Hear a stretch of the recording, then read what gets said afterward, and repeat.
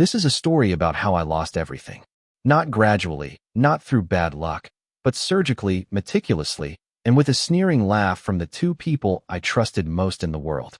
They took my business, my house, my truck, $4.2 million total **.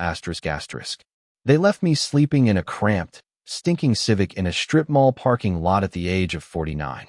I was a man waiting to die, until an absurd piece of mail, a tax notice for land I never knew I owned in the frozen hellscape of Alaska, landed in my desperate hands.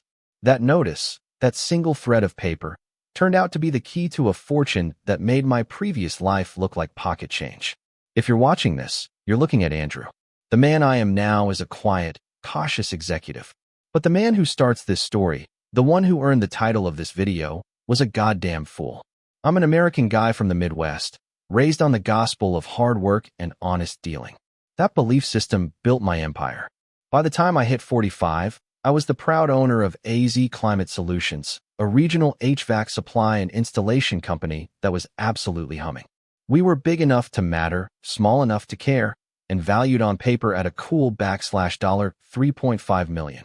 My life was a picture on a postcard. The sprawling, 4-bedroom ranch in the Cincinnati suburbs. The imposing Ford F-250 Super Duty, my pride and joy, which represented the backbone of my success. And Carol. I met Carol 15 years ago, and she was, initially, everything I thought I needed. Charming, sure, but she also had this ambitious edge. She was a master of organization, the perfect complement to my grease-stained, hands-on business focus. We built the empire together, or so I thought. I was in the trenches, dealing with inventory, pricing, and installation crews. She managed this social calendar, the client dinners, the charity galas, and yes, the legal paperwork.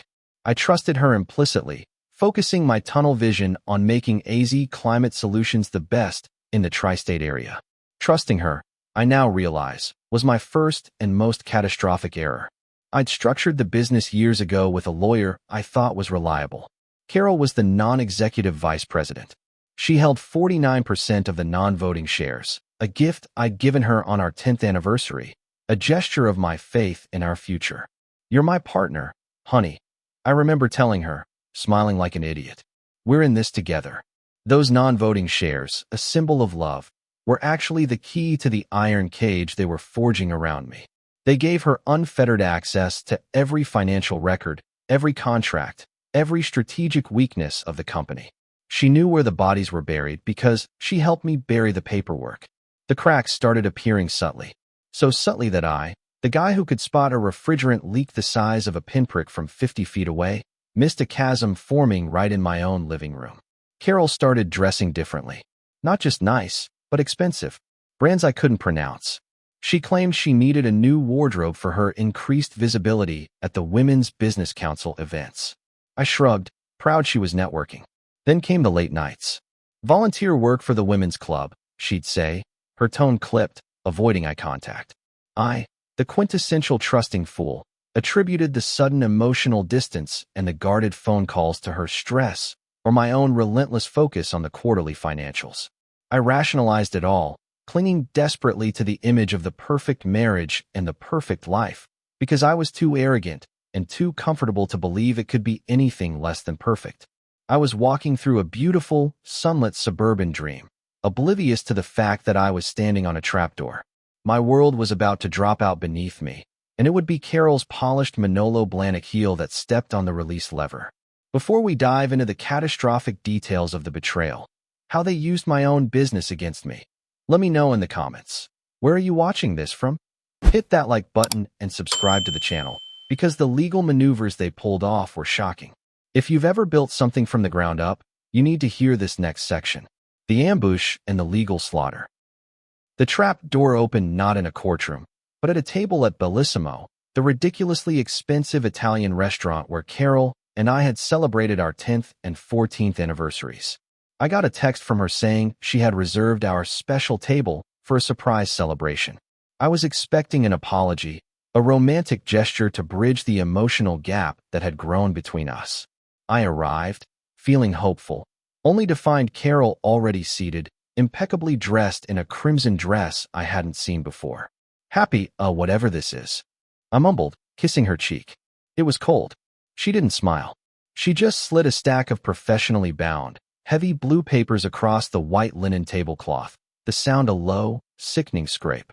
The title, emblazoned in bold, serious type, screamed the word I had never thought would apply to us: petition for dissolution of marriage. I stared, utterly stunned, my mouth working but no sound coming out. My world had stopped. The ambient noise of the restaurant, the clinking glasses, the distant, pretentious opera music, was muted. I was caught in a tunnel of silent, paralyzing shock. As I stammered, trying to formulate a coherent question, why? What is this? A man approached our table. He was sleek, tall, silver-haired, dressed in a suit that probably cost more than my F-250's down payment. He exuded an aura of predatory confidence. This was Mark Sterling, the regional shark, the most feared divorce attorney in the state, known for his relentless, scorched-earth tactics. He sat down without invitation, placing his Montblanc pen case next to the wine list. Carol's voice, when she spoke, was unervingly calm, the epitome of cruel detachment. Andrew, meet Mark. Mark is representing me. And by the way, she added, adjusting the diamond bracelet he must have given her, her eyes glittering with cold triumph, he's also my new fiancé. The shock was a physical blow, worse than any punch. My stomach convulsed, and I felt a wave of nausea so intense I thought I would vomit right there on the starched tablecloth. Mark Sterling, the man who was about to dismantle my life piece by piece, was sleeping with my wife. The entire divorce was an inside job. It wasn't a legal proceeding. It was an ambush, a heist orchestrated from my own bedroom. Mark Sterling, with a smirk that never quite reached his eyes, leaned in and began to outline the strategy. He didn't waste time on pleasantries. This was a business transaction, and I was the commodity being liquidated. He explained that while my original prenuptial agreement was sound, Carol, utilizing her legal access as VP and my total trust, had spent years executing a subtle voiding strategy. She had signed off on specific financial documents, often bundled with tax filings, that technically redefined the nature of her investment in the company's goodwill. He cited specific, obscure, ironclad legal precedent that I had never heard of, ensuring that my high-level lawyer would be playing catch-up from the start. The non-voting shares, originally a sentimental gift, were now the crowbar they would use to pry the business from my hands. The 6-month legal battle was the most grueling, humiliating period of my life. I hired Mr. Henderson, a decent, mid-level lawyer who was simply outmatched and overwhelmed. Mark Sterling was relentless, leveraging every piece of insider knowledge Carol had fed him, my weaknesses, my emotional triggers, and most importantly, the exact structure of my company's operational capital. It was like fighting a shadow who already knew all my moves. I burned through $300,000 on legal fees just to stay in the game, only to see every countermove blocked by Mark's meticulous, pre-planned strategy. They used their control over the company to legally drain the business's liquid assets. Mark argued that the cash reserves needed to be reclassified as future inventory purchase agreements to avoid tax penalties, a maneuver the court, seeking a clean division, reluctantly allowed. By the time the court froze the assets, the vaults were already empty. The climax came when they argued for the business split. Carol, backed by forged emails and carefully planted documents that overstated her administrative role, argued that the non-voting shares, combined with her management contributions, entitled her to a controlling interest once I was buried under legal debt. The judge, seeing Carol as a co-founder rather than an administrative spouse and seeking to divide a going concern, awarded her the entire business, AZ Climate Solutions, and the primary equity in the house. The final judgment was a ledger of loss. Asterisk business, equity plus goodwill $3, 500, 000. Asterisk house, equity $400, 000. Asterisk truck / personal assets, $300, 000. Asterisk total loss asterisk $4, 200, 000. I walked out of that courtroom a hollowed-out shell, left with a small, inaccessible 401k that Mark's firm was still trying to get a slice of, and a mountain of residual credit card debt from the legal fight. The judge's final words on the equity split, citing Carol's significant, though administrative, contributions to company growth, felt like a eulogy for the man I used to be. The loss wasn't just financial. It was the loss of my entire identity, the erasure of 20 years of honest work. The absolute, undeniable truth was that I had been played for a fool, and the game was over. The courthouse exit felt like the end of the world. The polished marble floor, the scent of stale air conditioning, the sound of the heavy oak doors closing behind me. It all felt cold, definitive, and final. I was leaning against a pillar, trying to remember how to breathe, when they walked past. Carol and Mark. They were a perfect, sickening unit, radiating smug victory. Mark, with his hand possessively on the small of Carol's back, was already dialing someone, undoubtedly bragging about his latest conquest. Carol, however, stopped. She gently pulled Mark's head down and whispered something to him, then turned her full attention to me. She looked at me, the man she had spent 15 years with, the father figure to her ambitions, the builder of her current comfort, with eyes utterly devoid of warmth. There was only pure, unadulterated triumph, a high-gloss reflection of her newfound wealth and power. She adjusted the cuff of Mark's sleeve, then leaned in, closer than she had in years, so close I could smell the expensive, cloying sweetness of her perfume, a new scent, foreign to me, a scent of betrayal. And then she whispered the line that became the cruel, haunting soundtrack to my descent. Her breath was cool on my ear, her voice a low, chilling purr. "Enjoy poverty, Andrew." She stood up straight, gave me a final, contemptuous glance that lingered just long enough to ensure I registered the depth of her scorn, and laughed. A sharp, brittle sound that echoed unnaturally loud in the vast, empty marble hall.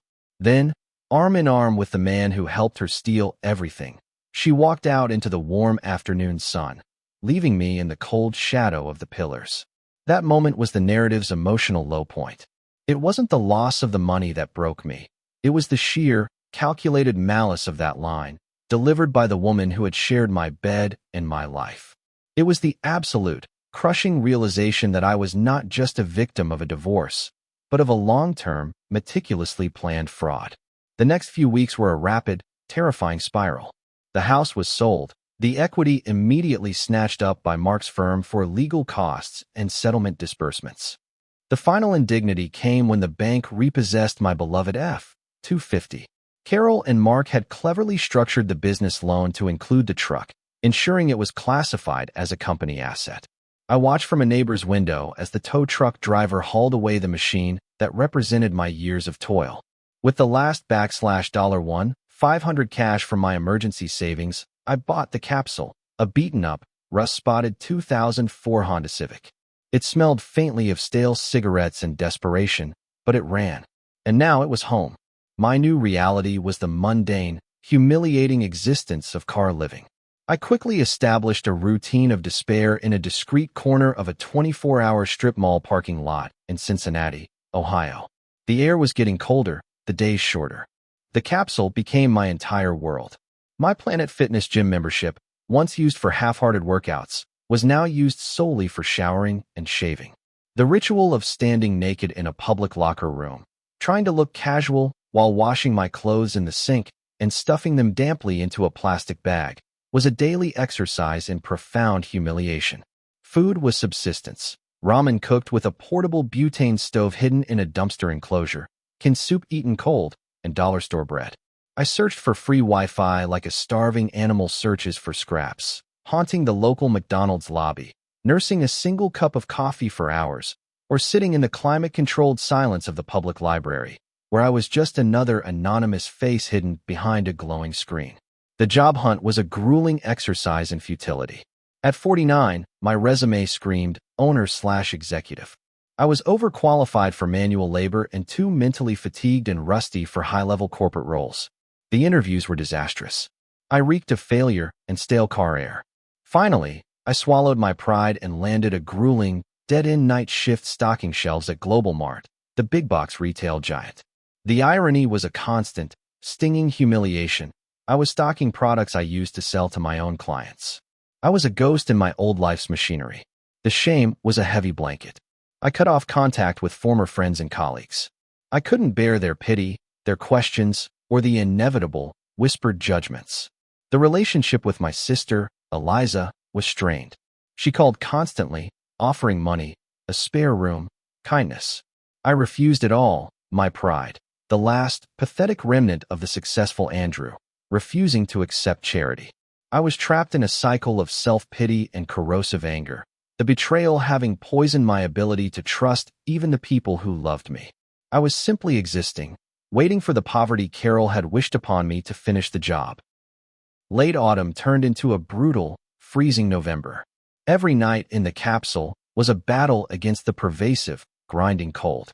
I slept curled up in a fetal position, wrapped in 2 cheap blankets and a worn-out parka, my breath condensing into icy fog on the windows. My emotional state mirrored the weather, cold, hard, and utterly desolate. I was truly at the abyss.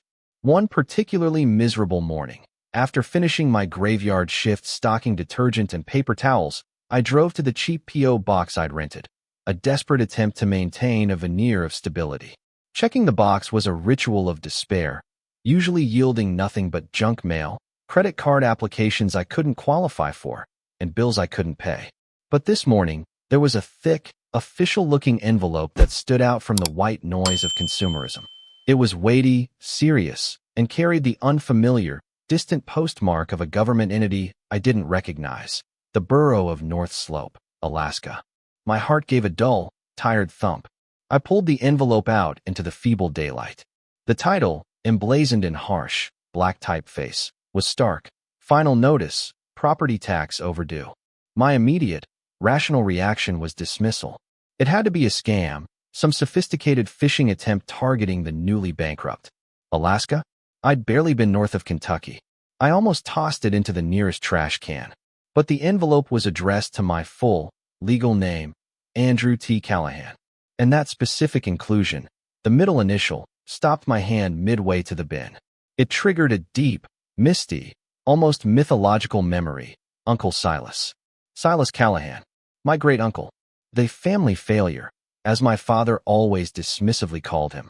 A prospector, an eccentric recluse who'd vanished into the Alaskan wilderness back in the late 1990s, chasing a dream of gold or oil. No one was ever quite sure. He was declared legally dead in 1998, and his name was only ever brought up as a cautionary tale of squandered potential. I barely knew him. He was a ghost story, a piece of forgotten family lore. Did he leave me something? A rusty pan? An old leaky shack? The thought was absurd, yet the official nature of the North Slope Borough seal made my desperate heart seize up. I opened the envelope with trembling fingers. The contents confirmed the notice, property tax for parcel ID 119-98C. The amount due was small, just $850, suggesting a rural, undeveloped plot. My rational mind, the Andrew who ran a $3.5 million business, screamed, *scam. Administrative error, but the desperate, cold, hungry, impoverished Andrew, the man currently living in a car, saw a flicker of light. I had nothing left to lose. Everything else was gone. This absurdity, this ghost from 1998, was the last thread of hope I possessed. I drove the capsule to the local public library, found a quiet corner, and hunched over their ancient desktop computer. My fingers, stiff from the cold, typed North Slope Borough, Alaska.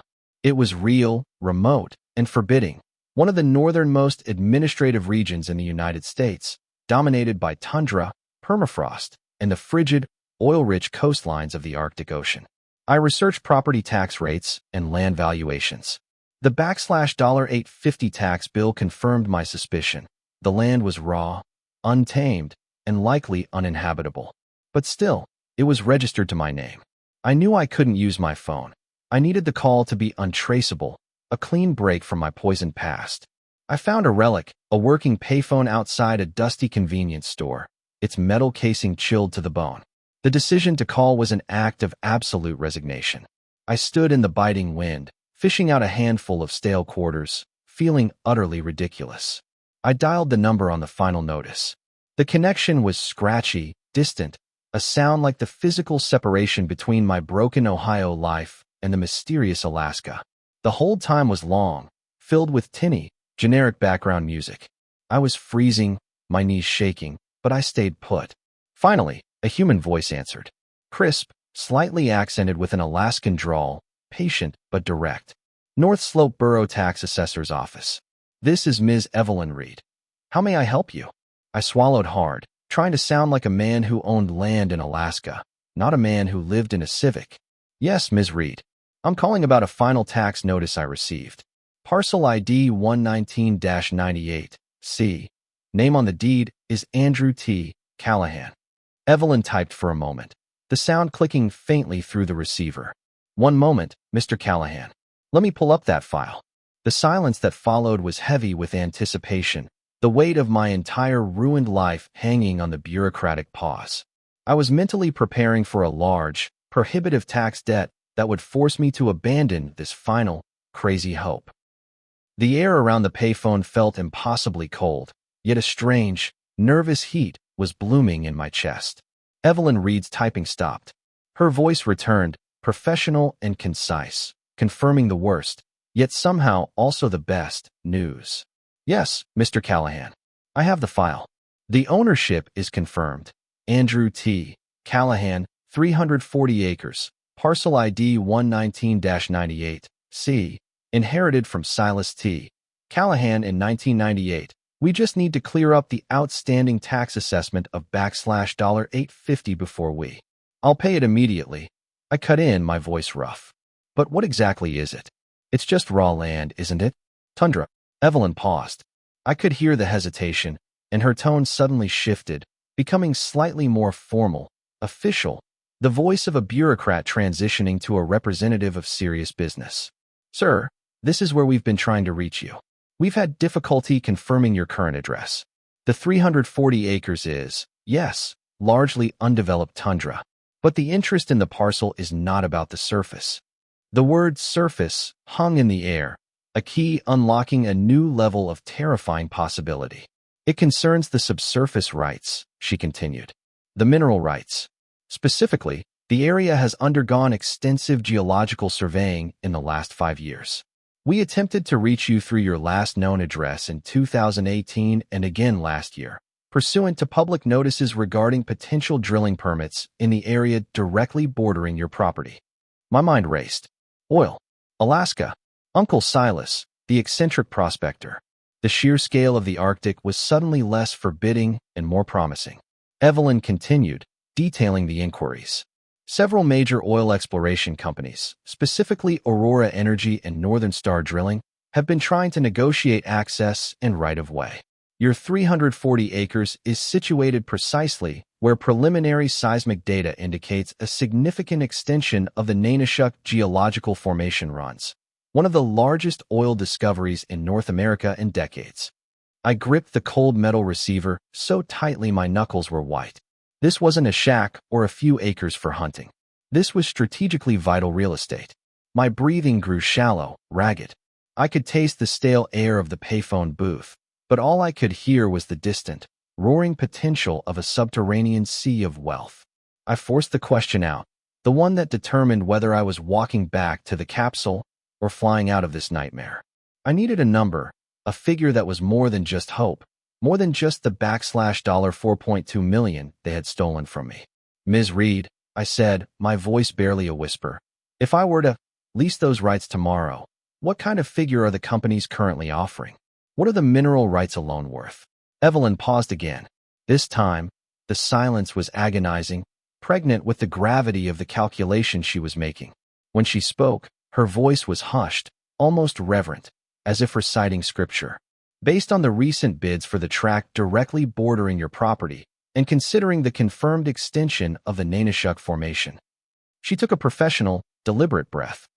Mr. Callahan, the offers we've received for just a 49-year lease on those mineral rights, paid as an immediate, upfront bonus, are currently valued at just over. I braced myself. 10 million?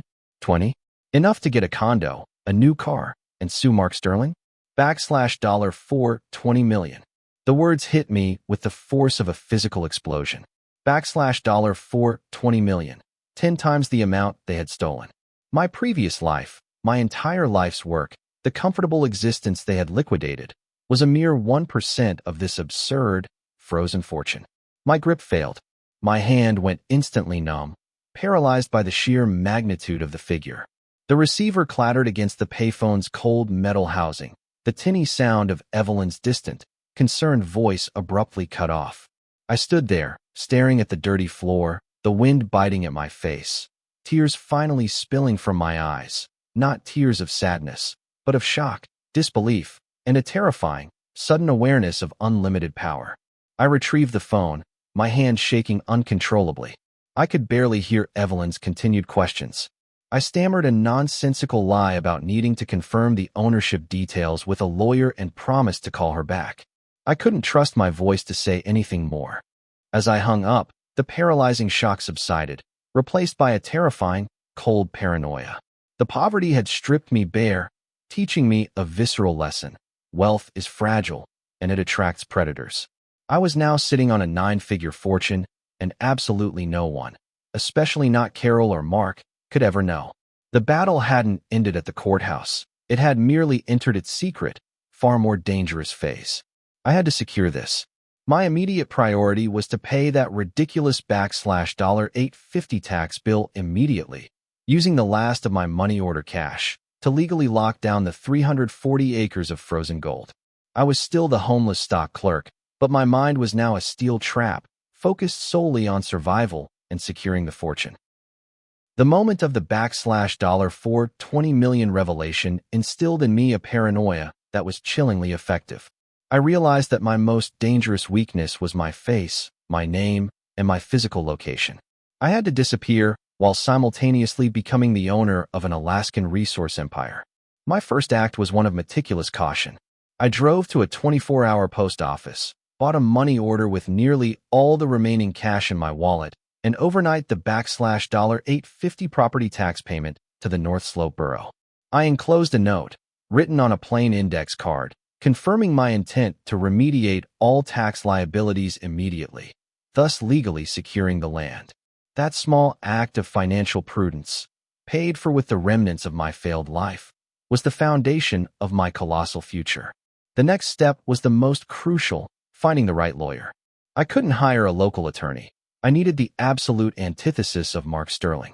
I needed a specialist who handled high-level, discrete asset protection, particularly in the notoriously complex legal landscape of natural resource rights and indigenous land claims in Alaska. The library became my war room. I spent 2 weeks submerged in legal journals and obscure resource industry forums, researching until my eyes bled. I found him, Daniel Dan Pierce, based out of Seattle, a legend in Alaskan resource and trust law. He was known for being mercilessly effective, intensely private, and ethical to a fault, the kind of lawyer who created fortunes rather than destroying them. I contacted Dan Pierce's firm not by phone, but through a single, anonymous, encrypted email, using a disposable public Wi-Fi connection.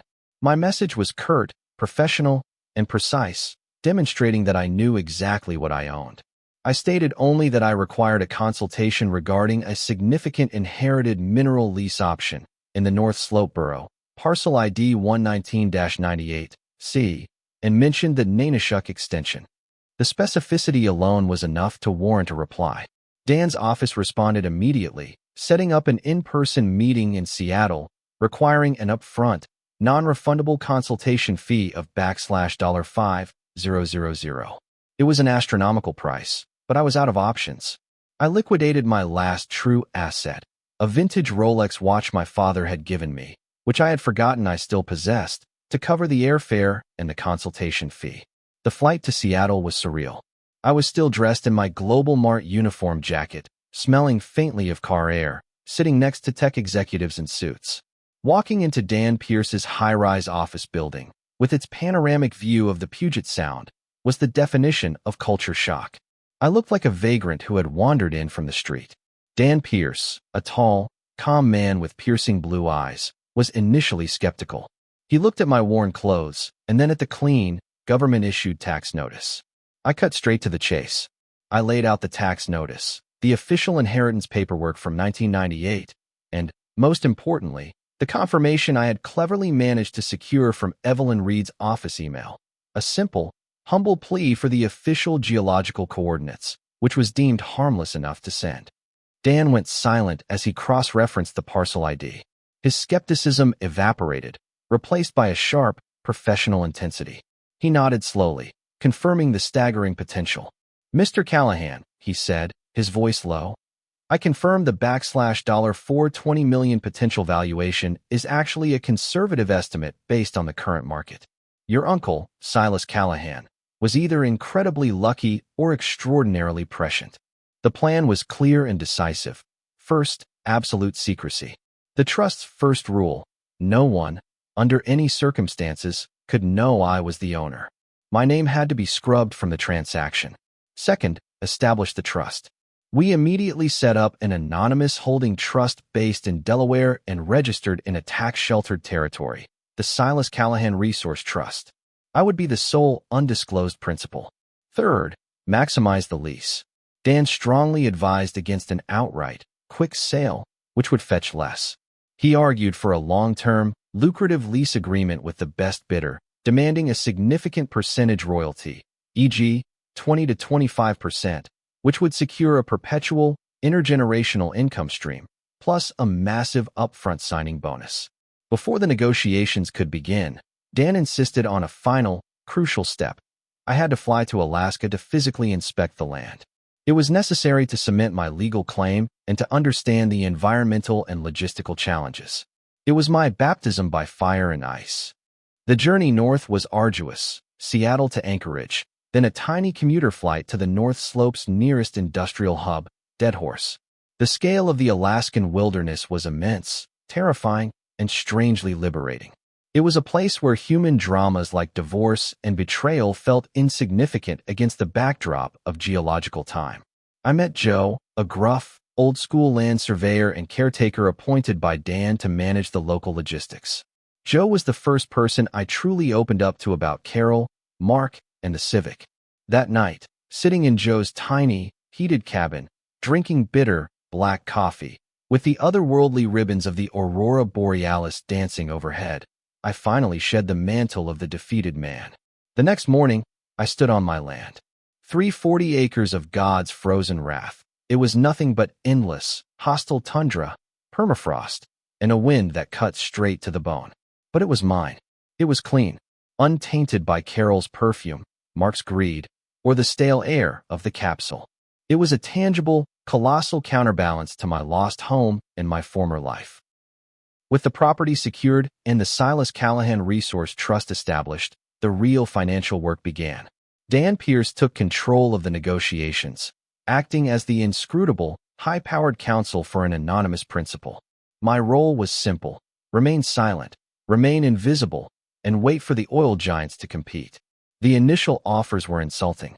Aurora Energy came in first with a lowball offer of $10 million for the 50-year lease, banking on the fact that I was a small, unknown owner whom they could easily intimidate. Dan, however, was a master strategist. He immediately leveraged the competing interest from Northern Star Drilling, releasing calculated, non-public details about the geological surveys that favored my parcel. The following weeks were a blur of stressful, coded phone calls from Dan. He described the back and forth like a high-stakes poker game, where every penny was a mountain of cash to me. He systematically countered every offer, raising the stakes and the demanded royalty rate, grinding the companies down. Finally, the structure was settled. It was a deal designed to create generational wealth, not just a one-time windfall. An immediate, upfront, non-refundable signing bonus of $75 million for the 50-year lease, plus a substantial 22% net profit royalty on all oil and gas extracted from the 340 acres. The future potential of the royalty payments was in the billions, but the immediate, liquid cash injection was the transformative factor. The day the $75 million hit the trust account, Dan called me. I was sitting in a tiny, rented room in Seattle, staring at a blank wall. The weight of the money was almost paralyzing. Dan, ever the pragmatist, explained the liquidity process. He transferred a portion of the bonus, $$5 million into my personal, newly established investment account, housed within a Swiss private bank to ensure complete confidentiality and asset protection. That's your walking around money, Andrew, Dan said. It's exactly $5 million. More than enough to buy back everything they stole and more. But remember, the $70 million is locked away, working for you. You don't touch it. It funds the future. You don't have to work again, but you should. The psychological impact of that initial $5 million was profound. The goal had always been simple: reclaim the $4.2 million lost to Carol and Mark. I had not just reclaimed it, I had exceeded it, instantly and exponentially. The physical and mental transformation began immediately. I paid Dan Pierce a substantial retainer and commission. His services were the best investment I had ever made. I moved into a discreet, high-end, anonymous apartment in downtown Seattle. I burned my Global Mart uniform. I got a proper haircut, shed the greasy hair, the scraggly beard, and the exhaustion. The Andrew who looked back at me in the mirror was no longer the defeated man in the Civic. He was composed, guarded, and armed with limitless patience. I shed the shame and despair like old clothes. I became Andrew Callahan, the principal of the Silas Callahan Resource Trust, the quiet, unassuming steward of a colossal fortune. I used the $5 million not to buy a sports car or a mansion, but to strategically invest. I established a new, smaller, tech-focused logistics company named Polaris Logistics. It was a refined, digital version of my old HVAC supply business, my area of expertise, but structured specifically to be legally impenetrable and completely digital. The business plan was designed to ensure that no single person, especially not a partner, could ever steal the equity or intellectual property. It was redemption through professionalism.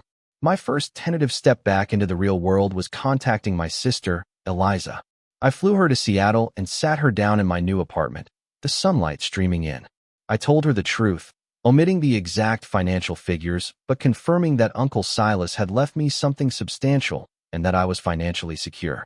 Her initial shock turned to overwhelming relief and then fierce loyalty. This was the true beginning of the rebuilding process, repairing the connections that matter, starting with my family. The new Andrew was ready, not just to live again, but for closure. The fortune was secured. Now, it was time for the final act of the drama, not revenge, but a calculated, professional reckoning. My transformation was complete, but the story was not. Closure, I decided, wasn't about revenge. It was about demonstrating the absolute, cosmic insignificance of the theft. I didn't buy a Ferrari. I bought a new, practical, black Ford F-150, customized, paid for in cash, and meticulously detailed. A symbol of the working man I still was, but rebuilt with superior quality. It was a quiet statement that the truck they stole was replaceable, and my life was not. I hired a discreet PI firm in Cincinnati, the Watchman Group, not to ruin Carol and Mark, but to monitor their professional downfall. The reports were satisfyingly predictable. AZ Climate Solutions was failing. Carol was a terrible CEO, focused on image over logistics, and Mark was distracted, using the company's declining funds to support their lavish lifestyle. They were eating their own seed corn. I engineered the confrontation. My new company, Polaris Logistics, needed a new warehouse facility in the Midwest. I had Dan Pierce arrange a strategic inspection of a large commercial property in Cincinnati that Mark Sterling's firm was handling the lease for, a minor, innocuous transaction for them. The meeting was set for a neutral ground, a place where their arrogance would be highest and their fall most visible. The meeting was held at the very same Italian restaurant from Act 1 Bellissimo. I arrived early with Dan Pierce, who was impeccably dressed and introduced as Mr. Callahan's lead counsel and my new business partner. I was dressed in an understated, bespoke suit that signaled quiet power, not flashiness. Mark recognized me first. His confident posture faltered. Carol saw me next. Her face went from entitled annoyance at being late to absolute, raw panic, quickly masked by a condescending smile. "Andrew? My God. You cleaned up well," she sneered, recovering quickly. "Did you finally get a job as a manager at Global Mart?" I remained utterly calm, meeting her gaze for the first time in over a year without flinching. I introduced Dan Pierce, watching Mark's eyes widen in recognition of the famous resource law attorney. Actually, Carol, I said, my voice measured and deep, devoid of emotion. I'm simply looking for a new hub for my logistics operation. And Mark. I turned to the shark, offering a sincere, chillingly polite handshake. It's a pleasure to work with you again. I find your firm's administrative efficiency quite impressive. Throughout the meeting, I discussed Polaris Logistics with Dan, strategically dropping financial figures, the size of the recent seed investment, the logistics capital, the expected quarterly revenue. That absolutely dwarfed the entire worth of AZ Climate Solutions when they stole it. When the waiter brought the bill, I paid with a clean, anonymous titanium credit card from my Swiss bank, signing the receipt with a flourish and leaving it facing Mark on the table just long enough for him to register the card's provenance. His hands were shaking. He knew that kind of financial instrument meant serious, protected, untraceable wealth. As the meeting ended, I cornered Carol, pulling her aside just as she had done to me at the courthouse. But this time, Mark could only watch nervously from a distance. I looked her in the eye. Remember the $4.2 million, Carol? The house, the business, the truck? You told me to enjoy poverty. I did. I enjoyed the lesson. It taught me who you were. I delivered the final, crushing truth. Do you know where the money came from? A piece of paper for land my uncle left me in 1998. A piece of paper you signed off on back in 2017 when you bundled all my junk property into a trust to avoid tax headaches. Her face went pale. She remembered the routine paperwork. She had been too arrogant, too focused on the $4.2 million in the bank, to bother with the forgotten, worthless acreage in Alaska. You missed the one that mattered. I finished softly. You missed the mineral rights. The Nainashuk Formation. The oil. It was always in the paperwork. Carol, you just didn't read past the first zero. I didn't wait for her response. I turned and walked away, leaving them standing there, their lucrative, stolen empire now utterly insignificant compared to the fortune they unknowingly let slip through their greedy fingers. My final act in Cincinnati was a pilgrimage. I drove my new F-150 to the Global Mart parking lot. I found the overnight supervisor, a good, honest man who had shown me respect when I was at my lowest, and left a generous cash gift and a heartfelt note, thanking him for the job that had kept me alive. I looked at the dark corner where the capsule had been my home, and then I drove west, leaving the ghosts of my past in the rearview mirror, heading toward a new, secure future. The ensuing months were a period of intense reflection. The true lesson of my entire ordeal wasn't about money. It was about the profound, chilling clarity that came from absolute loss.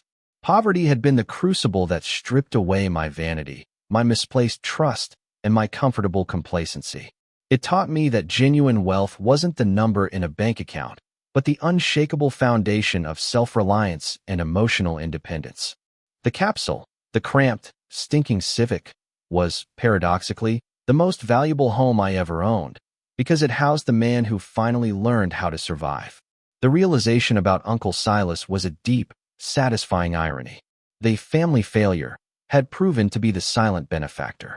He wasn't chasing a pipe dream. He was operating on a scale I couldn't comprehend, securing a claim in a territory that was, at the time, overlooked. I decided that the Alaskan land, though harsh, would remain my spiritual anchor. I instructed Joe to maintain the small, isolated cabin not just as a financial asset, but as a retreat, a place where I could always return to the cold, stark reality of the tundra and remember where I came from. My new normal was composed, powerful, and built on an ethical framework forged in desperation. I was actively involved in Polaris Logistics, rebuilding a business not for ego, but for efficiency and honest value. This time, everything was structured with the legal foresight that only a brutal betrayal can teach. The goal wasn't just profit. It was to build something unstealable, something that could withstand the Mark Sterlings of the world. I shed the need for vengeance. The $420 million fortune was not a tool for revenge. It was proof of my ultimate separation from them. Carol and Mark were no longer my antagonists. They were minor characters in a prologue that was already over.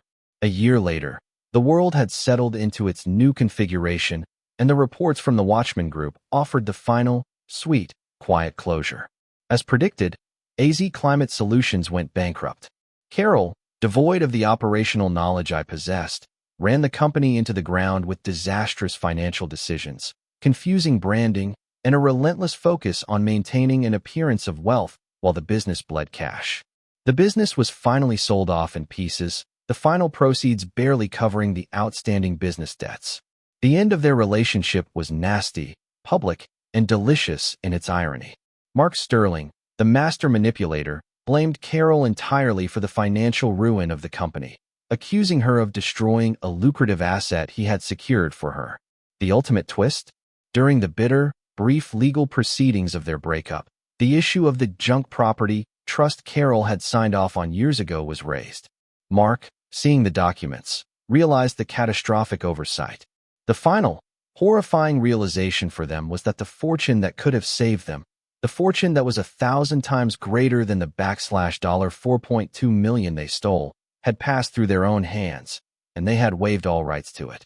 They lost everything, ending up in a financial hole far deeper than the one I had faced, but without my self-made foundation or the external fortune to save them. The poetic justice was that they were forced to face the consequence of poverty, but a poverty born of their own greed and stupidity, without the dignity of honest effort. Eliza flew out for Christmas. The meeting was everything a family reunion should be: warm, full of genuine affection, and free of judgment. We didn't talk about the specifics of the fortune, but she saw the security in my eyes. I didn't give her cash. Instead, I quietly set up a substantial, anonymous trust fund in her name, managed by Dan Pierce, structuring it so she received regular, generous payments for life, ensuring her security without her feeling the obligation of charity. Polaris Logistics was thriving. My expertise, combined with smart technology and the capital backing of the Silas Callahan Resource Trust, made the difference. I made a conscious decision. I contacted several of my most loyal, honest former employees from AZ Climate Solutions, the men and women who had been treated poorly by Carol during her tenure, and offered them high salaries, generous profit sharing, and partnership opportunities. Redemption was not just personal, it was professional, ensuring that good people were rewarded and that my success was built on genuine integrity. I met Sarah, a professional architect, through a charity event Dan Pierce recommended. She was smart, funny, and refreshingly uninterested in flash.